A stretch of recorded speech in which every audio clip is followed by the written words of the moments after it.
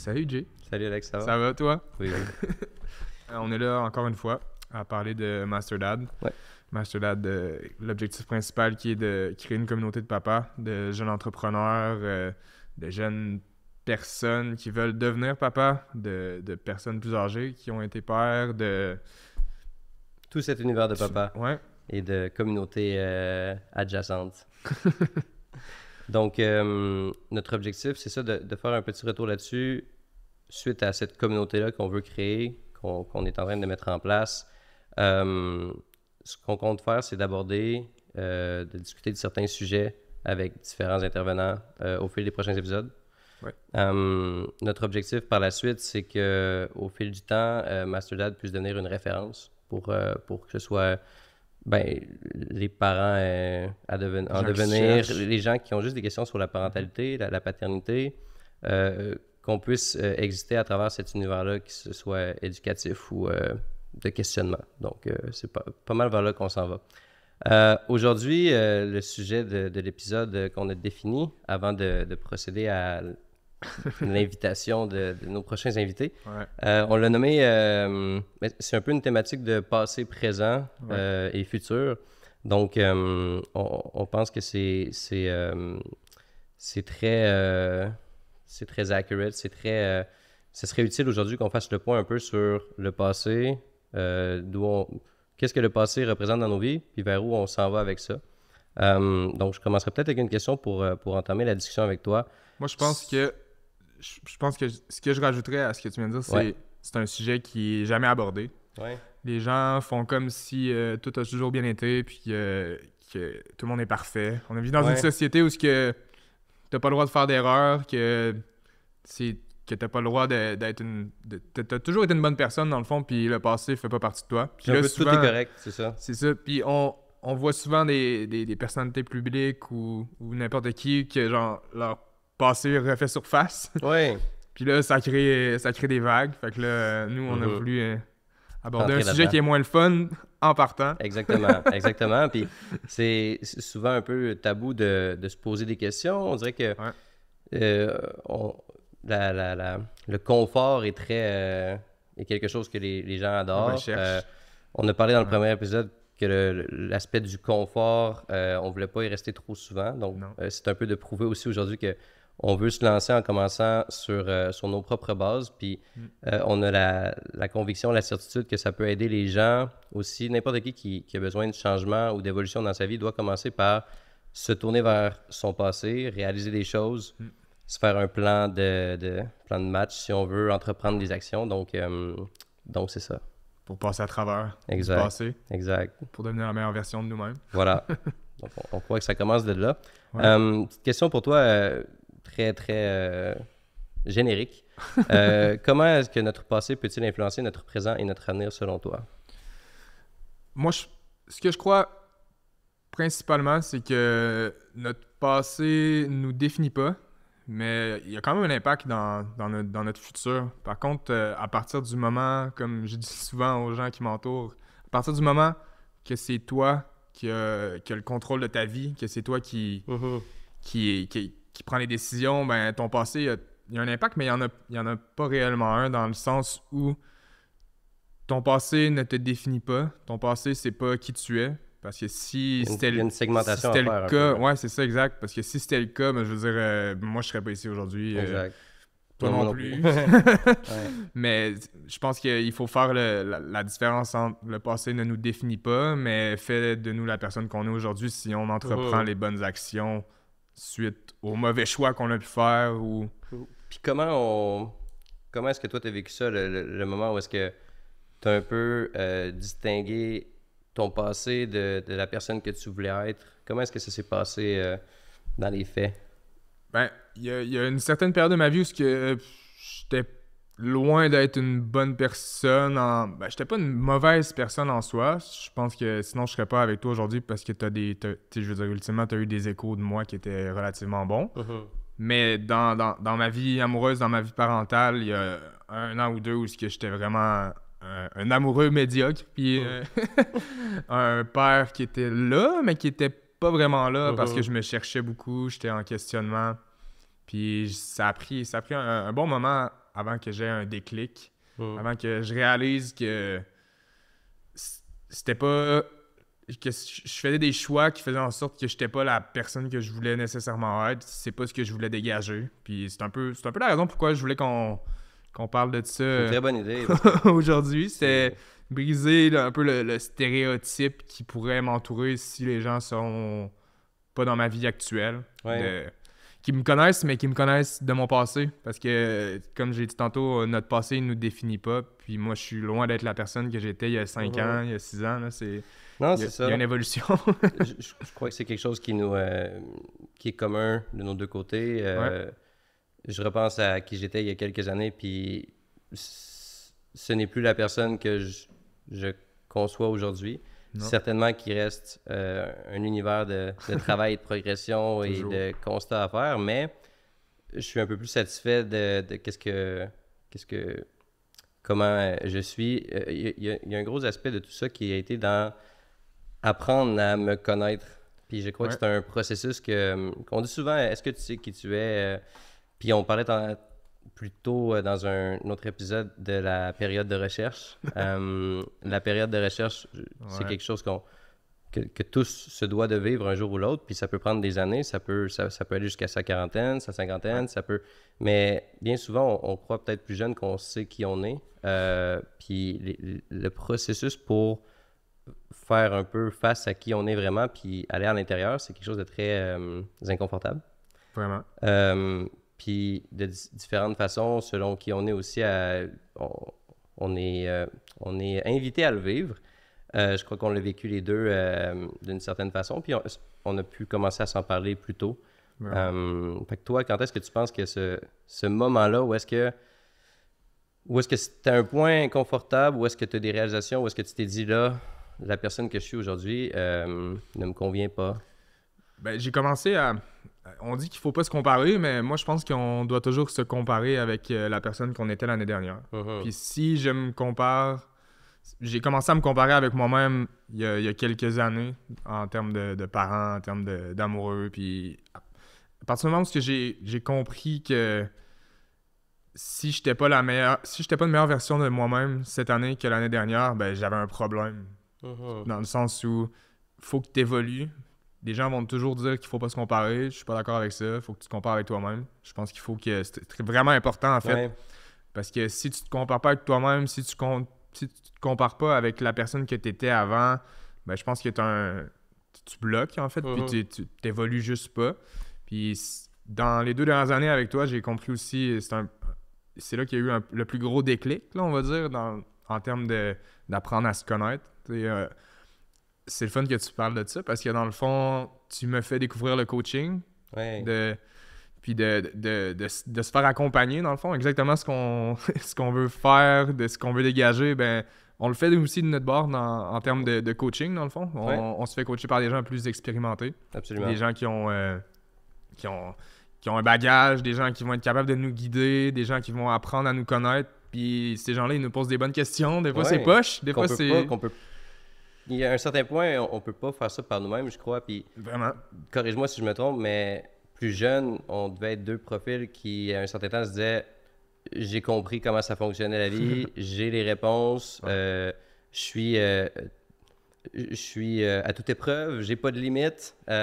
Puis je pense qu'au fur et à mesure des étapes, on réalise qu'on a des limites, Ouais. qu'on peut pas avoir les réponses tout seul, qu'on a besoin d'aide, puis que sans équipe, on peut pas arriver à la prochaine étape, là. Je pense que plus tu grandis, ben plus tu vieillis, en fait, plus tu te rends compte que tu sais moins de choses, en fait. Mhm. Parce que quand tu l'as dit tantôt, Ouais. quand on avait 20 ans, on pensait qu'on était les rois du monde. Ouais. On connaît tout, on n'a Ouais. pas besoin de rien se faire dire. Lego dans le tapis. L'ego est dans le tapis. Mais pour être 100% honnête avec toi, c'est pas un processus qui a été difficile pour moi, ça. Dans le Non? sens où j'ai vite compris, dans le fond, que je connaissais pas tout, que je devais écouter. Parce que l'écoute a toujours fait partie de moi. Mhm.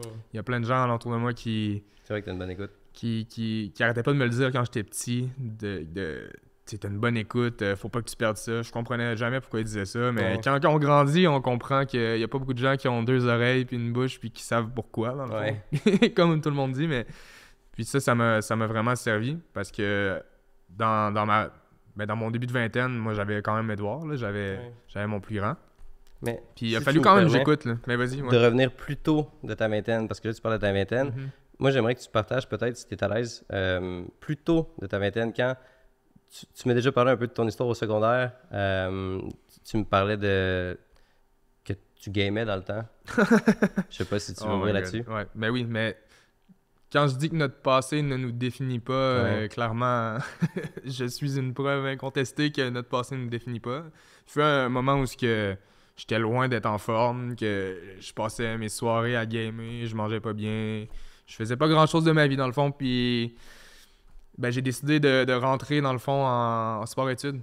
Au secondaire. Secondaire 1 dans le fond, sport-études, première année de secondaire. Puis là, ma vie, elle a changé. J'ai découvert que j'étais pas en forme.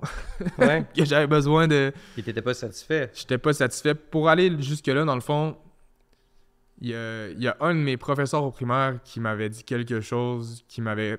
À ce moment-là, ça m'avait pas fait grand-chose, mais plus j'avançais, plus cette phrase-là, elle me percutait. Dans le fond, il me comparait avec ma soeur qui était super sportive quand elle était au primaire. Puis il m'avait dit que moi, j'allais jamais rien accomplir, que j'étais gros, que j'étais lâche, que j'étais comme... J'étais vraiment pas... J'avais de la misère à courir l'espèce de cross-country de 3 km là, quand on était plus jeune. Puis... Pour ceux qui te connaissent, l'évolution avec aujourd'hui, on peut juste Ouais. quasiment pas y croire. Là. Ouais, mais c'est drôle parce que je montre souvent la photo que je t'ai montré de moi qui est gros, genre. Ouais. On pourra la mettre si tu veux dans le. Ouais, ça serait le drôle podcast. ça. Puis, tu sais, les gens ils sont comme, mais non, c'est pas toi. Genre. C'est Ouais. comme, ben ouais, c'est moi. Puis, à partir du moment où je suis rentré en sport-études, j'ai compris que le sport, j'ai compris qu'il fallait faire quelque chose pour être satisfait, que le bonheur, dans le fond, se définissait pas dans l'action qu'on fait, mais dans ce que ça t'apporte après, dans le fond. Ouais. Parce que c'est comme le monsieur qui passe à la tondeuse, puis qui prend sa bière, puis qui trouve que sa bière est bonne. Mais dans le fond, il trouve pas que sa bière est bonne, mais il trouve qu'il est fier d'avoir passé la tondeuse, dans le fond, mais il se récompense avec la bière. Mais tu fais juste changer ce processus-là à la place de te récompenser avec une bière, c'est ça, effort-récompense. Dans le fond, si tu comprends ce processus-là, tu es capable de le mettre à ton avantage au lieu qu'il soit nocif pour toi, avec des trucs qui sont pas bons pour toi. Parce que souvent, on est tellement poussé à aller se récompenser avec des trucs qui sont pas bons pour nous. Puis tout est fait pour ça, dans le fond. Il faut vraiment aller à contre-courant souvent. Je pense que c'est la bonne voix puis la mauvaise voix. La mauvaise voix. On peut dire ce que tu dis, le bitch voice, le boss bitch voice. Le boss voice. Ouais. Ou quel loup on veut nourrir. C'est tout le temps le même principe, mais c'est ça. Ouais. Puis ça, je te l'ai dit aussi, je te l'ai partagé plusieurs fois, c'est un processus qui a changé mon degré d'action, on va dire, la façon que j'entreprends les choses, de tout le temps... Vas-y. T'as brisé aussi, tu parlais de la comparaison avec ta sœur qui faisait le professeur. Ouais.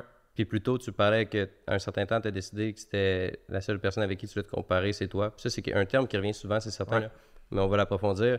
Fait que t'as brisé ce que le professeur amenait comme il te comparait à quelqu'un d'autre qui te nuisait, a changé éventuellement, t'as pris des actions, t'as commencé à ouvrir la porte à un futur qui n'était pas ton présent dans ce temps-là. Exact.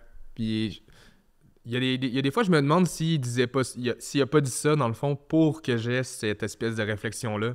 Peut-être que pas. l'intention de... J'aime mieux me dire ça que me dire le monsieur, il voulait juste me dégrader. Mais aujourd'hui, t'es reconnaissant de ça. Absolument. Je pense que il y a un de nos amis qui nous a déjà partagé une histoire similaire, Boalem, très similaire.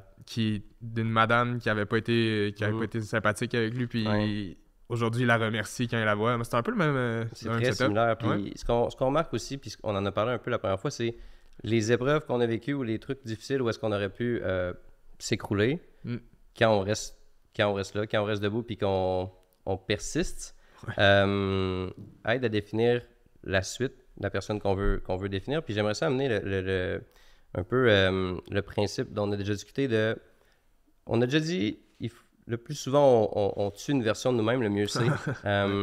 Puis ça prend une certaine recette, ça prend un certain processus, puis on croit que c'est bon pour tous de la mentionner aujourd'hui ou de parler de ça. Ça prend du laisser-aller, ça prend de la reconnaissance, de reconnaître les choses envers nous-mêmes, ça prend de l'acceptation, De l'humilité. de l'ouverture, ça prend une planification après par la suite, Ouais. puis entreprendre quelque chose. Puis toute cette formule-là, en fait, qui existe avec les différents ingrédients, fait en sorte que quand on regarde notre passé, on voit différentes versions de nous-mêmes Ouais. qui a été, mais qu'on a dû tuer. Puis le terme est un peu fort, mais on en parle, là. Ouais. Qu'on a dû tuer pour laisser place à une nouvelle version, comme changer de peau. Puis on s'est déjà dit le plus souvent que ça nous arrive, le mieux c'est, mais c'est constamment de passer à travers un processus qui n'est pas confortable, qui nécessite de regarder de l'avant, puis le passé nous aide, mais ne nous définit pas. Non. Ça, c'est une des personnes, en fait, qui m'a introduit dans le 75 puis dans l'univers, mettons, plus de motivation, de discipline. C'est Julien, avec qui j'ai déjà travaillé dans le passé, Ouais. qui m'a rentré c'est tuer la vieille version de soi-même, dans le fond, en tête. C'est lui, comment il voyait ça, c'était Alex qui gagne 50 000 par année, ben c'est pas Alex qui gagne 70 000 par année. Faut que tu changes des choses dans le Alex de 50 000 par année pour pouvoir devenir le Alex qui veut plus, dans le fond. Parce que si tu fais la même chose que tu fais pour être à cette étape-là, ben ça fonctionne pas pour la personne, dans le fond, qui veut avoir plus nécessairement. Fait que c'est un peu de tuer la vieille version de soi-même pour pouvoir évoluer. Puis penses-tu qu'il y aurait un autre terme que tuer pour rendre la référence plus positive? J'aime bien tuer. Laisser place. Laisser place, on peut dire laisser place. Mais on comprend le principe. Tuer la vieille version de soi-même. Donc, tu nous as quand même bien partagé une expérience personnelle où tu as réussi à franchir ton passé. Est-ce qu'il y en a d'autres que tu aimerais partager? Je pense que, tu sais, comme j'ai dit tantôt, j'étais une personne qui a déjà été infidèle, dans le fond. Puis ça, ben, c'était important pour moi aujourd'hui de tracer une ligne entre cette personne-là puis la personne que je suis aujourd'hui, parce que je suis vraiment plus cette personne-là. Je veux dire, tu me côtoies tous les jours. Je peux confirmer solennellement, il n'est plus cette personne. Puis je pense que c'est une des choses que je suis le plus fier de moi, d'avoir réussi à passer au travers de cette personne, de cette vieille version de moi-là, puis de devenir, dans le fond, la personne que je suis aujourd'hui. Mais ça, c'est un processus qui est vraiment, vraiment gratifiant, là, de faire comme... Tu regardes ton passé, tu fais comme... Je peux même pas croire que j'ai fait des choses comme ça, puis aujourd'hui, ben... Mais parle-nous de ce processus-là, parce que cette action-là, ça aurait pu être une autre, mais tu as réussi à changer quelque chose dont tu es très fier pour plus que ça existe. Puis c'est quoi la recette? Qu'est-ce que tu as fait? Qu'est-ce que ça a pris pour que ça soit un changement définitif, puis pas juste un essai de changer? Ben, je pense que ça c'est le genre de choses qui ne fitera pas avec nécessairement tout le monde, mais en fait, c'est simple. C'est super simple. Tu le fais juste plus. Ouais. Tu donnes les moyens pour. Mais tu t'aides, là, tu veux dire... tu planifies, tu agis, tu entreprends. Oui, mais ultimement, t'as la bitch voice puis t'as la boss voice. Puis il faut juste que tu apprennes à comprendre ces deux voix-là dans ta tête, puis tu sais...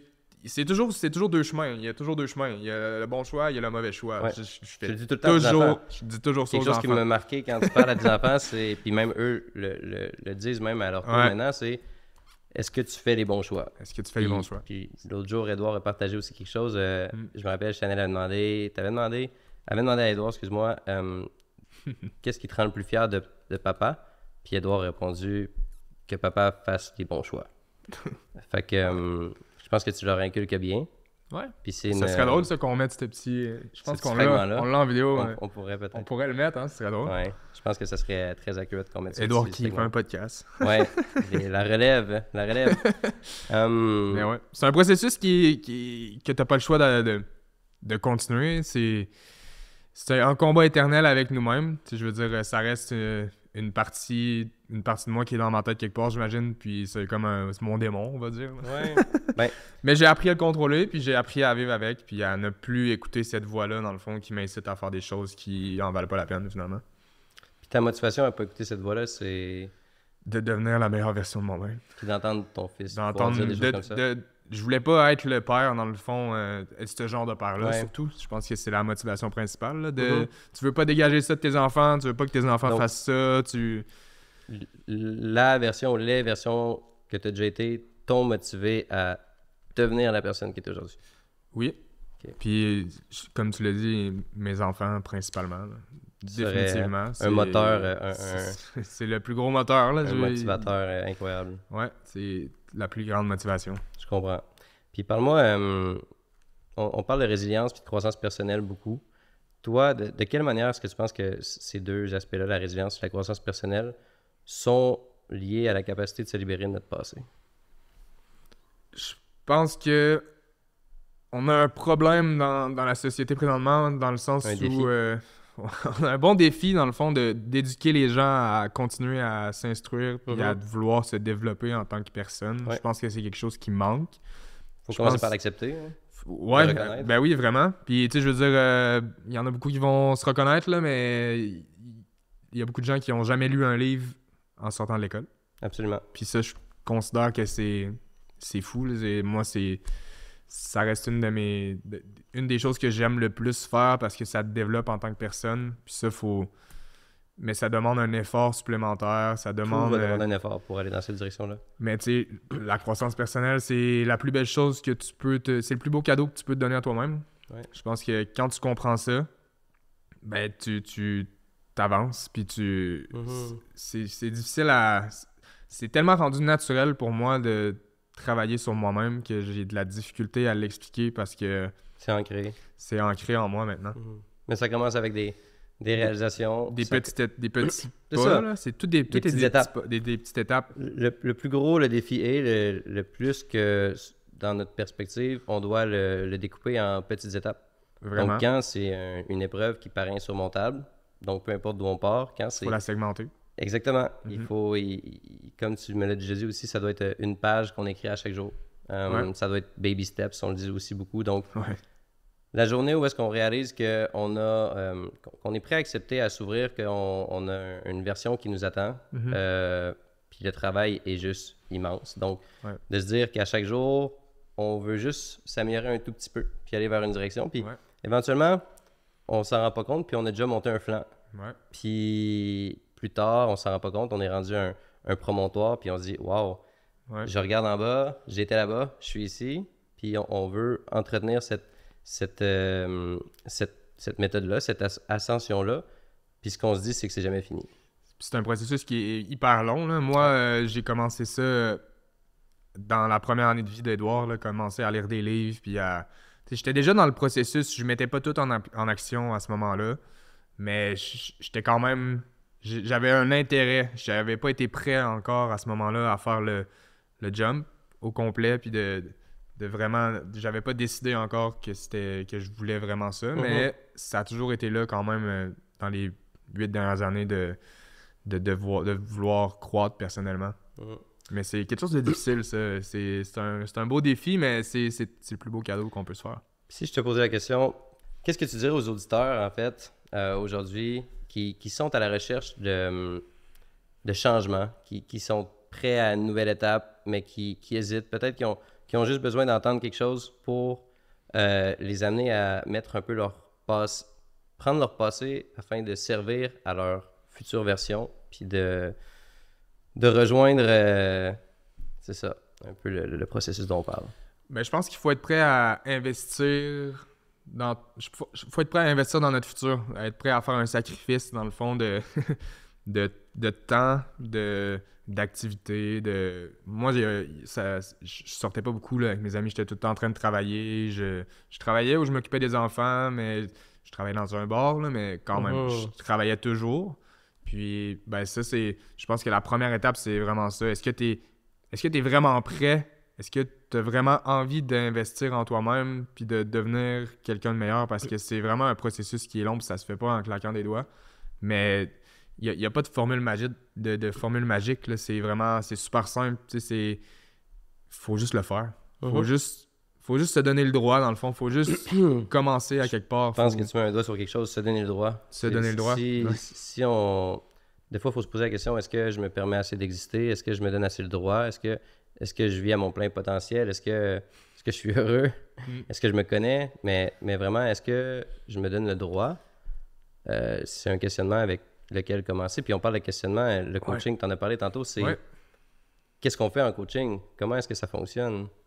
Je pense que c'est différent quand même pour chacune des personnes, tout dépendant des objectifs qu'on se fixe, mais c'est vraiment d'apprendre, moi, pour ma part, à se donner le droit. Je veux dire, tout est timé, c'est drôle parce que on commence le podcast, ça fait pas longtemps que je suis vraiment plus dans le coaching, puis c'est toutes des petites étapes de plus. T'as dû accepter des choses pour qu'on se rende là. Ben vraiment, mais je veux dire, ultimement, ça a pris 2 ans avant qu'on démarre le podcast. C'est pas pour rien. Là. Je pense que on se donnait pas le droit. Je pense qu'on se disait, on n'est pas rendu là. On se mettait pas de l'avant? On se mettait pas de l'avant. On n'est pas rendu là. Qu'est-ce que je peux amener? Puis finalement, avec du recul, tu réalises que ça fait 8 ans, presque 9 que je suis un père. On a bâti on a aidé des gens à bâtir 3 entreprises, 4 entreprises en 2-3 ans. On est toujours là pour les gens. Il y a sûrement quelque chose qu'on fait de bien qu'on peut partager aux autres. Puis on veut améliorer ça, on veut aller plus loin, on veut s'entourer de gens qui en connaissent plus. Puis c'est un peu, ça revient à ce qu'on dit. C'est de revivre la boucle du processus de passé, futur. Ouais. Puis aujourd'hui, on veut prendre le passé qu'on a eu au service du futur. Puis on aimerait que les gens puissent se permettre de faire la même chose. Ben oui, c'est important. Mais c'est un processus qui est long. Il faut comprendre que c'est long, que c'est plate. Ouais. Puis que souvent, les choses qui sont pas plates, difficiles, que ça te tente pas, ben c'est souvent ça qu'il faut faire. C'est là qu'il faut aller. Petit partage, en fait, pour ma part, tantôt quand tu parlais de comment est-ce que on peut briser le stigma puis passer vers une prochaine peau, si on veut. Nouvelle version. Quelque chose qui m'a souvent motivé pour ma part, c'est de réaliser que j'avais atteint mes limites ou que sans grand changement, il n'y allait pas avoir d'évolution. Que si je n'entreprenais pas d'action ou que si je faisais pas certaines réalisations, j'allais rester pris. Puis pour moi, c'est un peu de compromettre des rêves, de perdre sa game. C'est un échec. Donc, je crois que d'une personne à une autre, ça varie un peu. Les déclencheurs de ce qui peut faire en sorte qu'on entreprend une perspective différente. On veut changer devenir la meilleure version de nous-mêmes. Pour ma part, c'était ça. C'est quand je me sentais pris dans un... Moi, me sentir pris, ça m'aide à bouger. Il y en a que c'est d'autres choses. Comme toi, tu l'as si bien dit, ça a été de te comparer avec toi-même. Donc, je pense que la finalité d'un peu de ce que j'apporterais, c'est... La première étape, selon moi, c'est de se questionner. De se poser les bonnes questions. Puis si on n'est peut-être pas apte à se poser les bonnes questions, c'est de trouver les gens autour ou les ressources qui peuvent nous poser les bonnes questions, qui vont créer des inconforts, qui vont créer des moments où est-ce qu'on n'aime pas ça, puis souvent, on l'a vécu souvent ensemble, même on conteste, parce que quand souvent c'est quelque chose qui vient toucher un point sensible, on conteste, on est sur la défensive, on sent un changement de dynamisme, puis souvent, mais il y a quelque chose à trouver quand ça arrive. Donc moi, j'encouragerais les gens, s'ils veulent peut-être aller vers une version plus satisfaisante d'eux-mêmes, de commencer avec le questionnement, puis de suivre le processus personnalisé qui leur sera pour eux. De comprendre ce petit moment-là où comme tu disais, là, ça vient de chercher, puis que tu vois que tu as comme un changement qui... Mais ça, d'être à l'écoute. De check-in. De check-in, puis de juste comprendre que pourquoi ça arrive dans le fond. Parce que souvent, il y a toujours des raisons. Là. Ça prend une écoute. Faut être capable d'avoir un peu un compas à l'intérieur qui fait comme je me sens pas super bien. Puis de l'accepter. Puis après de faire comment ça je me suis pas senti bien. Puis d'évoluer. Exact. Fait que ceci étant dit, on a été, Alex et Jay, dans un certain passé. Ouais. On a connu certaines personnes. Il y a des gens qui restent, il y a des gens qui quittent nos vies, tout ça. Mais aujourd'hui, c'est un peu de faire le point sur ce qu'on cherche à faire de façon continue, c'est de s'améliorer, puis de continuer à évoluer en tant que personne, puis de le faire avec la communauté qu'on veut mettre en place, qu'on veut rassembler avec Master Dad, nous aurons l'opportunité à travers cette communauté-là de parler avec plein de gens qui ont plein de connaissances, qui ont des histoires, qui ont des partages à faire, qui vont faire en sorte qu'on va pouvoir aussi continuer à aller vers l'inconfort, grandir, puis au fil du processus, nous deviendrons des personnes différentes, puis en espérant que nos auditeurs, ce soit pareil. Pour parler de la suite, parce que ça coûte, à moins qu'il y avait... Y a-t-il des choses que tu voudrais qu'on... C'est quand même... je trouve qu'on en a quand même mené bien couvert. Ouais. Super. Donc, la suite un peu du podcast, ce serait important d'en parler parce que là, à partir de cet épisode-là, pour les prochains, ça sera plus juste nous deux. Des fois, oui, mais... Des fois, oui, ouais. C'est ça. À quoi ça va ressembler la suite? Ben, on a en tête, dans le fond, d'inviter, comme on l'a mentionné plusieurs fois, d'inviter des pairs, des gens en entreprise, qui ont des entreprises, dans le fond, qui ont réussi, des gens qu'on trouve inspirants, du monde, dans le fond, qu'on connaît ou qu'on connaît pas. Ouais. Il y a sûrement des gens qu'on connaît pas, qu'on va connaître, qui vont venir avec nous partager leurs connaissances puis leurs belles expériences. Des gens aussi qui ont des insights intéressants aussi, peut-être n'étant pas père ou homme d'affaires, mais qui vont apporter des perspectives constructives pour la vision puis la mission de notre podcast. Vraiment. C'est ça. T'sais, on a quand même parlé de moi beaucoup là-dedans. Puis là, moi, je pense qu'il y a des situations peut-être qui auraient pu toi aussi t'empêcher d'avancer, t'empêcher de devenir la personne que tu es aujourd'hui. Puis je pense que c'est des partages qui peuvent être intéressants à dire aux gens. Je l'espère, du moins on va tenter. Oui, il y a eu différents moments dans ma vie où est-ce que c'était un peu la croisée des chemins, de définir un peu les choix que j'allais entreprendre suite à des épreuves assez difficiles. Principalement en affaires, peut-être à 4-5 reprises, 5 pour être très précis. J'ai vécu des situations qui te donnent envie de te mettre dans un coin puis de pleurer. Puis de tout abandonner. Ça m'a tout pris. Ça m'a tout pris, en fait, pour regarder plus loin puis continuer. Souvent, on n'a peut-être même pas de raison de le faire. Tu cherches des arguments ou des raisons de continuer, puis faut quasiment que faut pas que tu te mentes, mais faut que tu te le vendes. Faut que tu te convainques qu'il va y avoir des better days. Parce que des fois, ils sont très durs à percevoir, puis des fois, ils peuvent prendre des années à revenir. Donc, je pourrais rentrer dans des précisions au fil de nos épisodes, mais règle générale, ce que je crois que ça a pris le plus pour me relever de ces moments-là, c'est de la résilience. Puis c'est de la foi. Moi, il y a une chanson que j'aime beaucoup, c'est la chanson de Moïse. On peut faire des miracles avec la foi. Gardons espoir, il faut y croire. Vous irez sur YouTube si le cœur vous enchante.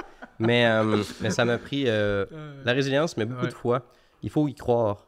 C'est quelque chose qui revient souvent. Puis si on n'y avait pas cru, puis ça, pas juste moi personnellement, mais l'équipe bien souvent, si on n'avait pas cru que c'était possible, si on n'avait pas cru qu'on pouvait sortir de cette situation-là, ce chapitre-là, ces défis-là, on y serait resté. On n'aurait pas pu aller à la case suivante. Donc, on parlait de force la dernière fois aussi, puis les forces nous aident. Je pense qu'il faut miser sur nos forces pour aller plus loin.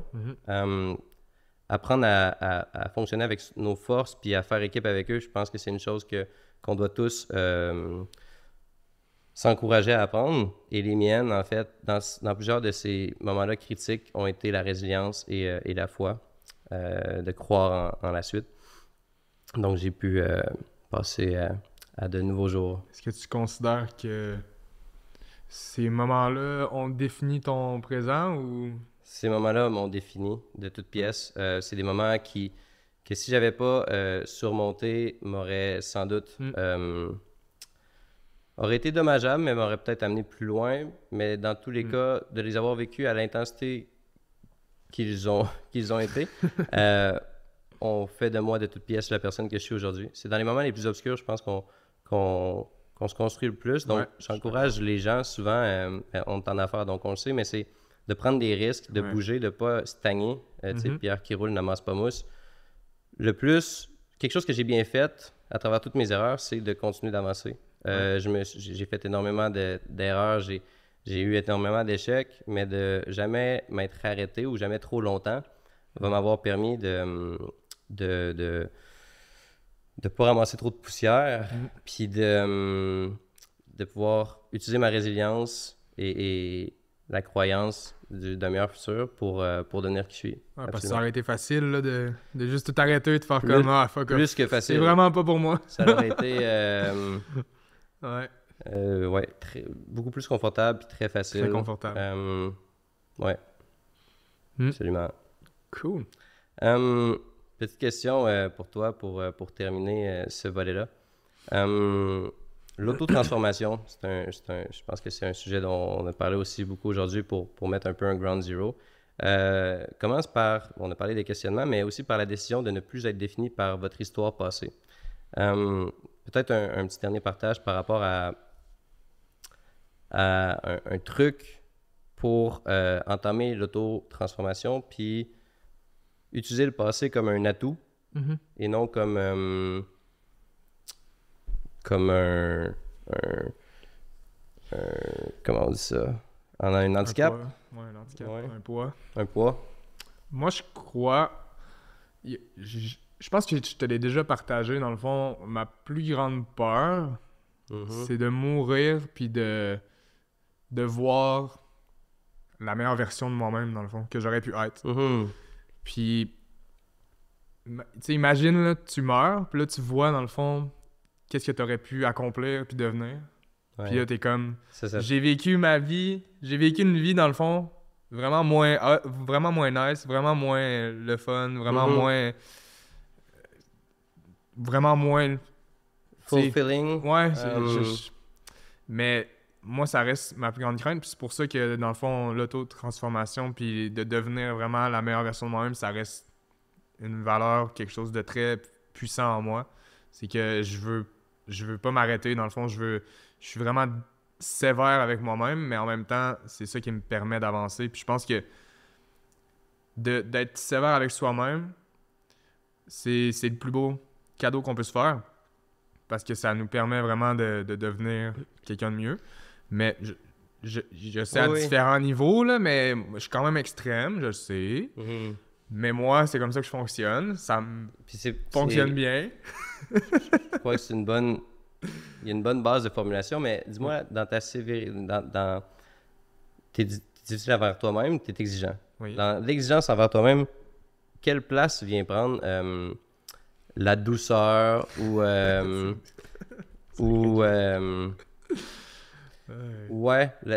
place pour la douceur, la compréhension, d'être doux avec toi-même, puis d'être... Est-ce que c'est quelque chose qui existe dans ton motto, là? Je pense que c'est quelque chose qu'il faut que je travaille. OK. Je pense pas que ça soit quelque chose qui est très présent en moi, mais je pense que je suis capable de le vivre et de le faire vivre aux gens que j'aime, que j'apprécie. Je pense que... La vulnérabilité. Je suis capable d'être vulnérable dans une optique où... souvent dans une optique où ça rejoint quelqu'un d'autre, peut-être moins moi. Je suis capable, mais comme je te dis, c'est quelque chose qu'il faut travailler. Hein? On a tous nos défis. Mais je suis quand même capable d'avoir... mais ça reste... je vais rester vague parce que j'ai pas la réponse. Puis moi, je suis... C'était une twist. C'est pas fin, ça. On y revient dans 4 épisodes. Cool! Wow! OK.